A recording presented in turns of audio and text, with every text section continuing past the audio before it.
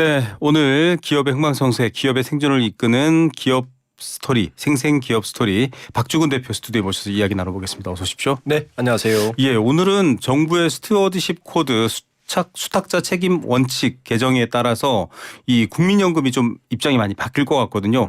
일단 이야기 하기 전에 스튜어드십 코드 영어입니다. 네. 물론 뭐 이게 영국에서 처음 시작됐고 미국, 네. 이탈리아 이렇게 확산됐기 때문에 우리말로 딱히 바꾸기가 애매하긴 한데 이거부터 좀 설명해 주셔야 될 것 같아요. 네, 스튜디오십. 우리말로 풀면 집사죠. 스튜디오십. 네네. 집사 코드. 그러니까 뭐냐 하면은 그 2008년을 기억하시죠? 서브프라임. 네. 글로벌 경제 기원은 위기에. 서브프라임입니다. 네. 그 서브프라임이 발생하고 나서 미국과 영국을 중심으로 어떤 현상이 발생했냐면은 기관 투자자들이 이런 생각을 한 거예요. 네. 저 친구들에게 투자하고 우리 가만히 있어도 돼? 이거 좀 가만히 있으면 안 되겠는데 라는 네네. 생각을 하기 시작한 거예요. 네. 그 생각의 시작으로 2010년 영국에서부터 그러면 우리가 뭔가를 원칙을 가지고 예. 우리가 집사라는 이유가 뭐냐면은 네. 기관 투자자들의 돈의 주인은 누굽니까? 국민이죠. 네. 국민을 대신해서 우리가 투자한 그 기관 투자자들이 네. 우리가 투자한 거니까 집사로서 우리가 뭔가 관여를 해야 되겠어 라는 원칙으로 기관 투자자가 투자한 기업들에 대해서 투자 대상들이 네. 지속 가능하게 성장하는 투자를 하고 있는지 일을 네. 하고 있는지 그리고 투자 수익률 제고 그러니까 주주들의 권익을 위해서 애들이 네. 뭔가 일을 잘하고 있는지를 책임과 의무를 가지고 하고 있는지에 대해서 우리가 와치독하겠어 라는 게 스튜어드십 코드예요. 여러분들이 혹시 잘 모르실까 봐 얘기를 한번 드려볼까요? 뭐 아시는 분들도 있을 텐데 삼성전자 대한민국 최고의 기업입니다만 이 삼성전자의 2대 주주가 국민연금입니다. 그렇습니다. 네, 7.28%를 갖고 있고 상당히 막강한 권한을 갖고 있는데 이분들이 2대 주주로서 삼성전자의 주주들, 삼성전자의 실제 주인들이죠. 물론 뭐 지배 구조상 오너가 있고 회장이 있고 뭐 부회장이 있고 하지만 그들에게 제대로 이익이 돌아가는지 기업이 제대로 가는지를 국민연금도 좀 가서 제대로 따지고 의사 결정하고 경영 감시하세요. 맞습니다. 관리하세요. 이 얘기인 거죠. 맞습니다. 이게 이제 2010년에 만들어져서 영국을 중심으로 유럽에 퍼졌다가 국내에 논의가 시작된 건 2014년도에 네. 국내에서 논의를 시작했는데 그때까지만 해도 이걸 우리가 도입해야 되나 마나 설왕설래하다가 네네. 방금 말씀하신 결정적인 계기가 네. 삼성물산 제일모직 합병. 이거 정말 뭐 예. 너무나 많은 유명한 얘기죠. 국정농단 사태 2015년에 때. 발생했는데 그때 국민연금이 어쨌든 삼성전자 편을 들어서 맞아요. 된 거지 않습니까? 그래서 국민연금이 손해를 끼쳤고 국민들은 노후에 손해를 끼쳤다. 맞습니다. 이런 얘기까지 하고 그 뒤로 있었죠. 이게 급물살을 타기 시작하면서 2018년도에 그러면 스튜어드십 코드를 도입하자가 된 네. 거예요. 도입 초기에도 어떤 문제가 있었냐면은 이 시민단체나 노동계하고 네. 경영계하고 굉장히 대립각을 세웠어요. 어떤 예. 문제가 대립각을 세웠냐면은 이게 금융투자에 관한 법률 시행령 154조를 보면 네네. 임원의 선임, 해임, 정관 변경, 회사 배당금 결정 등을 하는 이 사실상 영향력을 행사하는 행위를 보고 있는데 네. 스튜어드십 코드를 도입하는데 일화는 뭐냐 하면 일화는 경영 참여에 해당하지 않는 주주권 행사만 하라는 주장이 있어요. 이게 이제 경영자들은 요걸 원하는 거예요. 예예. 돈만 투자해라. 네. 우리가 경영하겠다. 네. 관여하지 말라는 이야기예요. 네네. 스튜어드십 코드를 도입하더라도 네. 이하는 뭐냐면 경영 참여에 해당하는 주주권 행사까지 도입한다는 내용입니다. 네. 그때 2018년도 도입할 때만 해도 이게 대립을 하면서 결국에는 일환으로 거의 굳히다시피 이게 진행된 거예요. 네. 그렇게 7년이 왔습니다. 네네. 그러니까 스튜어드십 코드가 도입됐더라도 네. 우리가 보기에는 국민연금이 별로 변한 게 없죠. 사실상 뭐 이거 인수합병 우리는 반대합니다. 이거 요즘 좀 회사가 이상한데 주총 소집합시다. 이런 거 전혀 못했다는 소리잖아요. 그렇죠. 그래서 실제 국민연금에 제가 이제 우리 연구소신들 그런 국민연금을 얼만큼 반대를 하고 있는지 통계도 잘 내보거든요. 네네. 평균 12%였어요. 반대에 대한 비율이. 네. 그 12% 반대하는 것도 대부분 다 가결로 부기를 대지 않고 다 가결로 네네. 합니다. 그런 상황이었는데 최근에 한 20%까지 올라왔어요. 네. 자, 그런데 요거를 이번에 정부에서 기업 밸류업 프로그램에 연동을 해서 네. 하려다 보니까 네. 결국은 정부가 힘을 줄 수 있는 거는 네.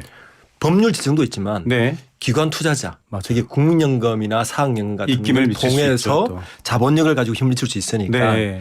이걸 가지고 뭔가 지렛대를 써봐야 되겠는데라는 네. 생각을 하게 됐고 네. 그러면 이 지렛대를 쓰려면 뭐부터 고쳐야 돼? 스튜디오 코드부터 고쳐야 되는 거예요. 이게 그래서 2017년에 이게 도입되고 지금 7년 만에 처음 개정된다고. 그렇습니다. 그래서 그 스튜디오 코드에 7개 원칙이 있어요. 네. 7가지 원칙이 있는데 그중에 제 3원칙이 뭐냐면 기업의 투자 대상 회사의 중장기적인 가치 제고를 할 수 있도록 네. 투자 대상 회사를 주기적으로 점검하여야 한다는 원칙이 있는데 네. 요 원칙을 좀 더 강화시킨 거예요. 네. 그렇게 그거를 3월 14일 날 발표를 지난주에 해놓고 네네. 그리고 사흘 있다가 17일 날 앞으로 이 원칙에서 스튜디오 코드로 개정을 했으니 네. 이 원칙에 따라서 이번 7월 달부터 이 원칙에 준수해서 공시를 해라 이거예요. 아. 기업 밸류 프로그램을 하려고 상장사들이 어떤 전략을 짜고 어떤 일을 하고 있는지를 네. 의무적으로 공시를 해라. 이거 공시 안 하면 우리 돈 뺄 거다. 예. 라고 한 게 국민연금 돈 뺍니다 이러면 엄청 그렇죠. 출렁거리죠 사실. 국민연금이 지금 어느 정도 규모냐면요. 이게 그럼 스튜디오 코드를 지금 도입한 기관이 네. 222개입니다. 굉장히 많네요. 네. 사학연금도 4대 있고 연금 다 들어가 있고요. 연금 다 들어가 있고 보험사, 보험사, 자산운용사 네. 이런 다 222곳이 들어가 있는데 네네. 사실은 그 중에 150 그러니까 4대 연금 돈이 주식에 들어가 있는 돈이 네네. 158조인데 네. 그 중에 150조 가까운 돈이 사실은 국민연금 돈이에요. 그러니까 국민연금이 큰 형님이에요. 그러니까 말은 222개지만 네. 국민연금이 움직이지 않으면 다른 연금기관이나 자산운용사는 안 움직여도 돼요.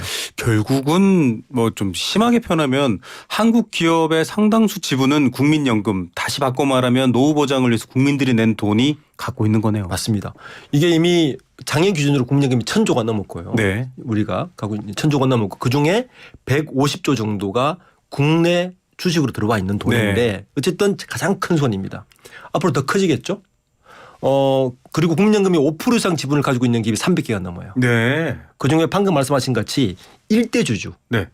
삼성전자, 포스코 홀딩스, 홀텔신라 네. 이런 기업들이 상당부 1대 주주도 많습니다. 예, 삼성은 2대 주주로. 네, 2대 주주죠. 네. 그러니까 그러다 보니까 국민연금 힘이 점점 더 강해지는데 네. 저는 이런 정책이 아이러니하게도 네. 보수 정권에서 나왔다는 게 아이러니합니다. 이게 왜 이런 얘기를 하냐면요. 사실은 뭐 그럼에도 불구하고 최근에 저희가 또 한번 이 프로그램에서 다뤘다가 여러 군데서 전화를 많이 받았습니다만 그 신재윤 전 금융위원장 네. 박근혜 정부 시절에 금융위원장이고 이명박 정부 시절에 네. 기재부 차관이었는데 이분 사회이사 안건이 국민연금이 공시를 했습니다. 우린 찬성할 거야라고. 네. 예, 삼성전자 맞습니다. 관련된 안건 네. 이렇게 나와 있는 상황입니다. 이거 문제 있어 이렇게 얘기하기보다는 뭔가 찬성할 거다 미리 이렇게 사실은 얘기를 한 건데 왜 보수 정권에서 이게 통과가 됐냐. 모든 분들이 생각하기엔 되게 합리적이고 뭔가 경제 민주화적일 수 있는데 그렇죠. 이게 정부가 민간 기업에 지나치게 영향을 확대할 수 있다. 마치 우리가 그런 걸 좀 정부의 역할이 너무 세진 걸 비난할 때 사회주의적이다 이런 표현을 쓰잖아요. 그렇습니다. 이게 왜냐하면 그 문재인 정부 때는 굉장히 조심스러웠어요. 네. 이렇게 말 꺼내는 것조차 힘들었습니다. 그럼 또 연금 사회주의 이렇게 맞습니다. 나왔겠죠. 이게 왜냐하면 국민연금이 굉장히 아이러니한 게 연금 사회주의에 걸려 있거든요. 네. 아니 국가가 정권이 바뀔 때마다 그런 입맛에 따라서 기업 경영에 관여한다는 얘기인데 이게 말이 되느냐라고 굉장히 반대가 기업 많아서 입장에서는 이 법안은 손도 못 댔어요. 네. 그런데 아이러니하게도 이번 정부 들어서 이게 개정이 된 거예요. 네. 그 개정이 뭐냐 3장이 개정이 됐는데 네. 이렇게 바뀌었습니다. 그 개정 전에는 이 그냥 효율성을 높일 수 있다 정도였는데 네. 이번에는 구체적으로 네. 현황 진단을 하고 네. 계획 수립을 하고 이행하고 평가하는까지 공시하는 거예요. 아, 구체적으로 들여다보라 이 소리. 이게 일본식이거든요. 아, 일본의 네. 기업 밸류 프로그램이 이렇게 됐는데 네. 지금 2월 달에 정부에서 기업 밸류 프로그램을 굉장히 크게 홍보를 했는데도 네. 주식시장은 전혀 움직이지 않았습니다. 오히려 예. 떨어졌죠. 이러다 보니까 현재 기재부나 금융위에서 가만히 있을 수가 없습니다. 예. 사실 이게 6개월 지난 17일에 발표한 요 시행안을 네. 6개월 후에 발표하려고 했어요. 아. 6개월이나 땡겨서 예. 지금 발표한 거거든요. 그러니까 어떻게 보면 이런 시국에 이 자본시장의 성숙도가 어쨌든 이 정부에서 한 단계 올라간 건 분명한 것 같습니다. 맞습니다. 우리가 왜 사회이사 제도나 경영의 투명성이 오히려 주주가치, 주식가치를 올리고 기업을 더 성공적이게 하느냐. 사실 당연한 얘기일 수도 있는데요. 현재 모든 뭐 돈도 권력이고 정치도 권력이지만 권력 구조상은 독점해서 주도하고 싶어하지 이걸 투명하게 열고 싶어하지 않는 성향들이 또 있습니다. 뭐 그건 자연스러운 얘기긴 한데 자 이런 얘기를 하는데 좀 알아봤더니 국민연금 지분율이 높은 회사일수록 배당 성향도 높고 네. 스튜어드십 코드가 잘 돌아간다면 결국 주주들한테는 굉장히 이익이 된다라는 게 좀 실증적으로도 많이 증명되고 있나 봐요. 그렇습니다. 이게 아무래도 국민연금이 와치독을 하고 특히 지금 주주총회 기간이지 않습니까? 네. 이런 기간에 민감한 사항들에 대해서는 어쨌든 이제 계속 힘이 커지다 보니까 캐스팅 보트 역할을 다 하게 되거든요. 네. 그러니까 기업 경영하는 분들이 눈치를 안 볼 수가 신경 쓸 수밖에 없네요. 그렇습니다. 특히 이제 어떤 기업들은 지금 KTNG처럼 네. 자기 대표이사를 선임하는 것에 대해서는 사실 국민연금이 별로 관여를 안 했는데 반대표 던졌잖아요. 그 대표이사 선임까지 국민연금 캐스팅 보트를 지고 있으니 네. 국민연금 눈치를 안 볼 수가 없습니다. 그러다 보니까 가능하면 국민연금에게 딴지가 걸리지 않도록 네. 배당도 산조를 많이 하고 그다음에 그 이전에는 그 자사주 취득하면 네. 소각 안 하고 있었는데 그것도 빨리 소각하고 네. 이런 일이 많이 발생하고 있습니다. 어쨌든 자본시장 성숙을 해서 되게 저는 잘 가고 있는 거라 보고 이 부분은. 네. 그런데 문제는 뭐냐면 그런 국민연금이 그러면 아까 말씀드렸듯이 국민연금이 148조를 투자하고 있단 네네. 말이에요. 나머지 사학연금기관 다 합쳐서 10조밖에 안 돼요. 네. 그러니까 국민연금의 판단 기준이나 가이드라인은 굉장히 중요합니다. 맞습니다. 한국 자본시장에서. 기준이 되겠네요. 근데 국민연금의 그 가이드라인과 기준이 명확해야 되는데 네. 이번 주주총회를 보면 좀 헷갈리는 부분이 좀 발생하고 있어요. 네. 그런 부분에 대해서는 예를 들면 이런 겁니다. 지금 포스코 회장이 이제 다시 네. 임명을 하지 않습니까? 지난주 14일 날 네. 국민연금 산하의 수탁책임위원회라고 있어요. 네. 수책이라고. 여기서 보통 그런 사안들을 판단을 합니다. 네. 우리가 찬성할 건지 네. 반대할 건지. 그런데 재미있게도 국민연금공단 이사장 네. 김태현 이사장은 그전에 기자회견이나 기자들의 질문에 포스코의 신규 신임 회장에 대해서 좀 반대하는 뉘앙스 이야기를 계속 흘렸단 말이에요. 네. 근데 실제 지난 14일 날 수탁책임위원회에서는 국민연금은 찬성한다고 판단을 네. 했습니다. 그러니까 이러한 분류들. 또 어떤 기업에는 회장 선임에 반대하고 어떤 기업에는 찬성하고 또 어떤 기업에는 행동주의 펀드들에 찬성하는 가치는 지금 네.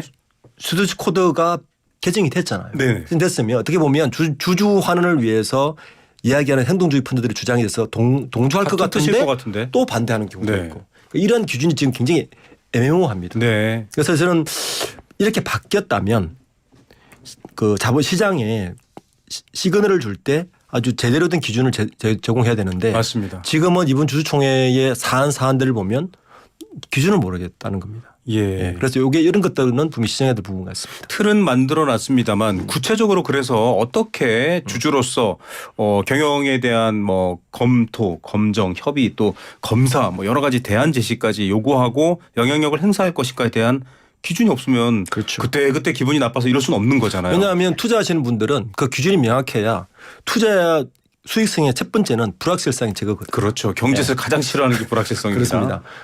가장 큰 형님인 국민연금의 수책이나 가이드라인이 애매모호하면 네. 투자들은 헷갈릴 수밖에 없습니다. 분명한 가이드를 제시해 줘야 됩니다. 그래서 방송 듣는 분들 중에 아유 뭐 스튜어드십 코드 뭐 복잡한 말들은 모르겠어라고 하시는 분들은 자 이번에 국민연금이 삼성전자 들여다보면 7만 전자 탈출합니까? 이렇게 이해하시면 더 빠릅니다. 왜냐하면 그게 주주들의 이익이고 기업의 가치가 따라줘야 되는 거기 때문에 그 역할을 할 것인지를 물어봐야 됐고 방금 얘기한 것 중에 하나 여쭤봐야 될 것 같아요. 행동주의 펀드 얘기가 많이 나왔었잖아요. 왜 엇박자가 나는 거죠? 주주 제한 안건에 반대한다 이런 얘기도 있는데요. 그렇죠. 이제 방금 말씀드린 대로 국민연금이 14일 날 스튜어드십 코드 개정 7년 만에 개정하고 네. 정부에서 그리고 17일 날 이런 사안들을 발표하고 나서 바로 15일 날 삼성물산의 주주총회가 있었거든요. 네. 삼성물산의 쟁점은 다 한 가지였습니다. 네. 행동주의 펀드들이 영국, 미국에 있는 펀드들이 배당 확대를 좀 됐으면 좋겠다. 네. 그리고 자사주 매입 더 해라. 네. 그러니까 이게 주주 환원 정책이잖아요. 네. 이게 첨예하게 대립하고 있었는데 역시 캐스팅보트는 국민연금 지고 있었습니다. 그렇죠. 국민연금 이 사안에 대해서 삼성물산에 손을 들어줬습니다. 아. 그러니까 이런 부분들이 그럼 어떤 기회에서 그걸 손을 들어주냐를 명확히 설명을 해줘야 네, 되는데 네. 애매모호하다는 거예요. 예. 그리고 또 보면 이 다올투자증권 같은 경우도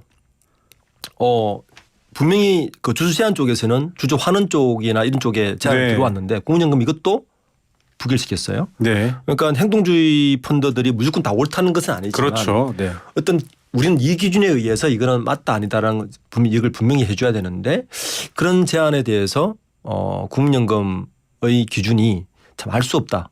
이런 부분이 좀 있는 것 같습니다. 이렇게 평가를 하고 직접 또 경영 여러 가지 주주 가치 재고에 대해서 들여다보려면 기준이 있어야 됩니다. 그 기준에 대해서 더 구체화해야 된다는 얘기를 박주근 대표가 계속 해주시는 거고요. 행동주의 펀드는 주주 가치에 환원, 주주 가치를 최대화하기 위해서 움직이는 일종의 투자 그룹 덩어리들이죠. 뭐 미국, 영국에서 많이 있는데 삼성물산에는 그대로 그냥 잔류하기로 했다. 잠재 가치가 크다. 네. 이렇게 결론을 내린 것 같습니다. 그리고 앞서 얘기한 것도 저희가 좀 깊게 얘기를 못하고 지나간 게 하나 있어서 봐야 될 것 같습니다. 그래서 구체적으로 지금 이제 이 틀을 짜는 단계인 밸류업 프로그램 국민연금이 지원하겠다 제대로. 그러면 앞서는 저희가 좀 과격하게 돈 빼 이렇게 표현했지만 실제로 그렇게 되기엔 좀 무리수가 있고요. 어떻게 좀 지원하게 될까요? 밸류업을 국민연금이? 우선 그 기업들에게 7월 이후부터 보고서를 제출하게 되는 거죠. 이제 어떻게 하는지 들여다보겠다가 나오는군요. 지금 PBR 1.0 이하인데 네. 너희 기업들은 이걸 높이기 위해서 어떤 뭘 하고 있느냐. 하고 있는지를 다 공시를 하라 이거예요. 네. 이걸 하지 않으면 국민연금의 지분율을 줄이겠다는 거죠. 네, 실제로 그 지분을 줄이는 것도 포함되는 맞습니다. 거군요. 그런데 기관 투자자들의 특히 기관 투자자와 외국인 그 지분에 줄어드는 건 굉장히 민감하거든요. 그렇죠. 이게 왜냐하면 우리는 개인들은 자기 선호에 따라서 기업 투자하는 것 같지만 네. 기관 투자하고 네. 외국인 투자는 대부분 프로그램 매매만 매수를 그렇죠. 합니다. 어느 시점이 탁 치면 자동으로 매수 일어나기 때문에 국민연금이 뺐다? 그러면 자동으로 다 빠지는 거예요. 그러니까 주가가 폭락할 수도 있는 맞습니다. 거죠. 그래서 기업도 민감할 수밖에 없어서 앞으로 만약에 이게 시행된다면 네. 효과는 분명할 텐데 아까 그 전에 제가 우려되는 거는 국민연금의 기준이 명확해야 된다. 네, 맞습니다. 네. 그 시장의 불확실성을 완전히 제거시킨 다음에 기준을 제시해야 그런 효과가 나타날 것이라는 거죠. 네. 그 국민들과 경제 주체들이 수긍할 만한 기준을 가지고 이런 행동들을 한다. 그러면 뭐 회사 입장에서도 어쩔 수 없이 따르게 되고 그게 결국은 또 주주가치 환원으로 돌아오게 되면 여러 가지 측면에서 또 긍정적인 건 거죠. 자, 뭐 여러 가지 주총들이 지금 앞으로도 있고 또 열리고 있는 곳들도 있는데 앞서 얘기했지만은 대한항공과 효성은 또 국민연금이 회장 선임 안건에 반대를 했거든요. 맞습니다. 적극적인 참여로 봐야겠죠. 이거를 또 연금 사회주의 이렇게 또 비난받을 부분인지도 궁금하고요. 국민연금이 대한항공도 2대 주주예요. 7.61% 네. 가지고 있거든요. 2대 주주인데 그 국민연금이 지속적으로 대한항공의 회장 선임 재임에 대해서는 네네. 반대해 왔습니다. 네. 지금 대한항공의 주주총회가 21일 다음 주에 열리는데 이번에도 조원태 대한항공 회장 사내이사 재선임하고 이사보수 한도 승인권에서 반대 입장 분명히 했습니다. 네. 예. 이유는 뭐냐면 조은태 회장이 주주 권익을 침해하는 행위를 대해서 감시 의무를 소홀히 하고 있다. 요안은 뭐냐면 국민연금이 그 아시아나 항공 인수할 때 네. 반대했거든요. 네. 예. 그래서 아시아나 항공을 인수하면 주주 권익 침해라고 국민연금은 판단한 것 같아요. 네. 자, 그런데 이런 부분도 근데 사실은 대한항공이 원래 실적을 보면 실이 되게 좋거든요. 예. 그리고 주주 환원도 꽤 많이 했어요. 네네. 자, 그런데 아시아나항공 인수 결정이 주주권익 침해를 어떻게 했는가에 대해서 기준도 명확해야 되고 조은태 회장에 대해서 그 이전에 가지고 언제까지 일을 가지고 우리가 이걸 판단해야 될지에 대한 기준을 명확해야 되는데 지금 조은태 회장 선임 반대에 대해서는 그래서 재계 내에서는 기준 자체 뭐냐라는 일이 그래서 나오는 거죠. 어떤 이유로 반대한 건가. 네. 그래서 나오고 있는 이야기이고 효성도 마찬가지입니다. 효성도 지금 오너 형제 그 두 분의 그 대표이사 선임을 반대했는데 결국은 통과는 됐어요. 예. 됐지만 이 부분도 어떤 이유 때문이라는 것을 분명히 좀 밝히고 했으면 좋겠는데 그게 중요하군요. 네, 그런 부분들에서 애매한 게 조금 지금 이야기를 되고 있습니다. 예. 저희가 뭐 대한항공도 그렇지만 효성도 좀 저희가 이제 그 이 시간에 많이 좀 다뤘잖아요. 이렇게 보면은 또 연결해서 이해가 되실 수도 있고 국민연금이 조은태 대한항공 이사 선임 반대한 걸로 재선임 반대한 걸로 주가가 급락할 정도네요. 그러니까 굉장한 영향을 미칠 수 있습니다. 미치죠. 그만큼의 힘이 긍정적으로 좋게 쓰이려고 하면 여러 가지 기준들을 좀 더 명확하게 해야 된다. 그래야 시비에 안 걸리죠. 정부 혹은 정권이 쥐락펴락한다는 소리를 안 듣게 해야 될 것 그러니까 같고. 예를 들어서 오늘 일가라도 저 정도면 국민연금이 반대할 것 같아라고 시장 시그널을 명확해야 되는 거예요. 네, 맞습니다. 저런 일을 했다면 국민연금이 반대하겠지라고 투자자들이 기준을 가지게 만들어줘야 돼요. 그렇죠. 이거 우리 국민들의 노후자금도 흔들리겠는데 이거 위험한데라고 그렇죠. 동의하게 근데 지난번 어떨 사례처럼. 때는 찬성, 어떨 때는 반대가 네. 이게 왔다 갔다 하면 불확실성이 높아지기밖에 안 합니다. 이 사실 국민연금 쪽의 얘기도 좀 들어봐야 될 것 같아요. 왜냐하면 지난번 제일모직 삼성물산 합병 때의 사건도 그렇고 솔직히 정부의 입김 또 복지부의 입김에서 자유롭지 못했다라는 과거 사례가 있기 때문에 이번에 이제 이렇게 개정된 기준으로 좀 더 엄격해졌으면 좋겠고요. 많은 분들이 이렇게 생각할 것 같아요. 국민연금이 투자 뭐 150조 가까이 되고 투자한 상장사가 800개가 넘는다고 하는데 그거 국민연금이 다 어떻게 들여다봐요? 또 국민연금이 일일이 다 투자하나요? 라고 생각할 텐데 그렇지 않더라고요. 뭐 않습니다. 펀드 같은 거에도 있고. 대부분 간접 투자를 하죠. 그렇죠. 또 예. 자문 의결권도 국민연금이 직접 들어가서 하기보다는 자문회사들을 많이 쓰는 것 맞습니다. 같아요. 예. 그 실제적으로 이 기금의 크기라든지 운영하는 회사에 비해서 국민연금의 인력이 너무 작습니다. 네. 네.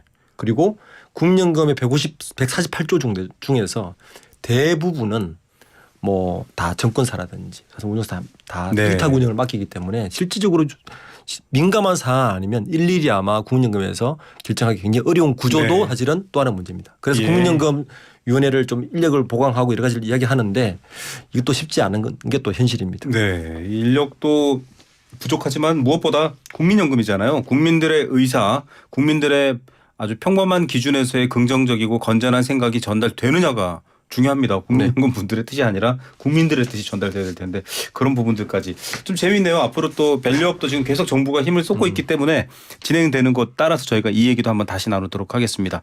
그리고 이거 사실 과거에는 한국의 좀 미래 기업 가치 한국 그 디지털 콘텐츠의 미래 이렇게도 불렸던 곳이 바로 게임 업체인데 네. 요즘은 많이 힘들다고들도 하고요. 그런 이유 때문일까요? 지금 리더들이 교체되는 분위기인 것 같아요. 맞습니다. 게임사가 10년 그 탑 10 안에 6개의 기업이 수장이 다 바뀝니다. 네. 그만큼 게임사가 좋지 않습니다. 좋지 않죠. 10년 만에 역성장입니다. 네. 보통 시청자들 이렇게 생각하시기에 우리나라 게임사 좋지 않아? 이렇게 생각할 텐데 그러니까 예전의 기억으로는 전 세계인들이 우리나라 게임을 맞습니다. 즐겼다였거든요. 네. 요즘 굉장히 안 좋고요. 네. 게임 쪽에 있는 사람 이야기를 들어보니까 이런 말까지 합니다. 우리나라 게임 뭐가 문제냐 이렇게 여쭤봤어요. 네네. 물어봤더니 리니지에 또 리니지. 재탕. 아. 그래서 드디어 올 것이 왔답니다. 네. 이분들 하는 얘기예요. 네네. 그게 무슨 말이냐면 게임은 크게 한 세 가지 종류가 있어요. 네네. 모바일 게임이라는 영역이 있고요. 네네. 그리고 우리가 알고 있는 리니지 같은 네. 우리가 다중 접속 역할 수행 게임, 네. MMORPG 있죠. MMORPG. 우리나라는 이 두 개가 사실 강합니다. 네네. 근데 최근에 게임 시장은 콘솔 게임으로 극히가 성장합니다. 흔히 뭐 일본, 미국 그 닌텐도라든지 기계를 쓰죠. 엑스박스라든지 네. 이런 시장인데 네. 국내 게임사들이 사실은 이 팬데믹 기간 동안에 네. 모바일 게임과 MMORPG가 급성장도 하는 바람에 네. 사실은 자만을 한 것이 사실입니다. 아, 좀 안심했군요. 네. 그러면서 이 두 개 시장이 팬데믹 이후에 끊어지면서 신규 시장 성장하는 콘솔 게임 시장을 가지를 못했고 네. 이러한 것들이 시장에 복에서 나타나면서 게임 시장이 급속도로 위축되기 시작합니다. 네. 특히 시장에서 많이 밀렸고요. 특히 MMORPG 시장도 콘솔 게임은 MMORPG 모바일 게임은 중국에도 많이 밀렸고 네. MMORPG는 좀 중국에 밀렸고 그래서 이런 상황들이 우리나라 게임 시장이 너무 자만한 것이 아니냐는 게 지금 요즘 게임 하는 이야기 나오는 이야기고 대표적으로 리니지를 하고 있는 엔소프트 실적을 보면 알거든요. 네. 작년 실적이 얼마냐 하면은 매출 1조 8천억에 영업이익 1,300억인데 네. 매출은 31% 떨어졌고 네. 영업이익은 75.4% 떨어졌습니다. 한 토막 이상 날라갔네요. 그리고 이 우리가 보통 게임 업체는 탑 5를 그러면 네. 3N 2K라 그러거든요. 3N, 2K. 네. 네. 3N 2K라 그러는데 이 탑 5의 실적도 매출 5% 떨어졌고 영업이익 10% 떨어졌습니다. 전체적인 위축이네요. 네, 이러다 보니까 게임의 수장들을 지금 전면 교체하고 있는 게 네. 현재 게임 업계의 지금 요즘 화두인데 대표적으로 이제 바뀌는 분들이 일단 5N 2K지 않습니까? 네. 넥슨, 넷마블 그다음에 넥스네블 NC 소프트 이렇게 네. 해서 3N이고 그리고 크래프톤 카카오 게임즈에서 네. 2K거든요. 일단 3N 쪽에서 수장들이 대거 교체되고 있습니다. 네. 근데 대거 교체되는데 이 교체되는 분들을 보면 그나마 실적이 좋은 넥슨은 수장 교체가 네. 역시 실적 좋은 기업의 수장 교체는 이렇게 바뀌는구나 알 수 있고 네. 실적이 안 좋은 기업들의 수장은 또 또 이해가 되는 부분이 있습니다. 네. 우선 실제 가장 좋은 넥슨 같은 경우는 네. 넥슨을 총괄하는 사람은 일본 넥슨을 지배합니다. 예. 네, 그 이정은 대표가 일본 넥슨의 네. 대표로 당시 11월 달에 수장이 되고 나서 이번에 한국 넥슨 코리아의 두 사람의 수장을 바꾸는데 강대현 신임 대표하고 김정욱 대표를 바꾸는데 한 네. 분은 개발자, 한 분은 사회봉사재단 이사장을 앉힙니다. 예, 최고 커뮤니케이션 책임자 네. 김정욱, 그다음에 네. 최고 운영 책임자 강대현. 김정욱 대표는 중앙일보 출신이죠. 네. 출신으로 돌아가신 김정주 회장하고 재단을 만들어서 쭉 이끌다가 이번에 대표까지 올라온 분이고 네. 이정은 넥슨 코리아 대표하고 강대현 대표는 신입 사원 때부터 들어와서 개발자로. 지금까지는 개발자입니다. 네. 그러니까 넥슨은 지금 실적이 좋아요. 네. 그러니까 실적이 좋은 기업들은 역시 지속적인 안정성으로 가는데 문제는 이 나머지 두 곳이 있습니다. 이 NC소프트하고 넷마블 2N에 네. 있는데 재밌게 두 분 다 신임 대표가 서울대 법대 출신입니다. 법대요. 법대 그러면 자꾸 네. 이제 사람들이 정권과의 연계성을 그렇죠. 생각하니까. 거기다 서울대 법대입니다. 네. 게임사의 법대 출신들이 왜? 라는 질문을 할 텐데 우선 NC소프트는 새로운 신임 대표가 박명무 대표라고 네. 1961년생이신데 네. 이분은 두 가지 기록을 가지고 있어요. 네. 그 당시 학력고사 체질이었으니까 서울대 수석 입학, 수석. 최연소 사법고시 패스. 이야. 그럼 이분이 근데 검찰로 안 가고 어디로 가느냐? 네. 김앤장으로 갑니다. 변호사로 갔군요. 근데 김앤장이 그 당시부터 뭘 했느냐? 네.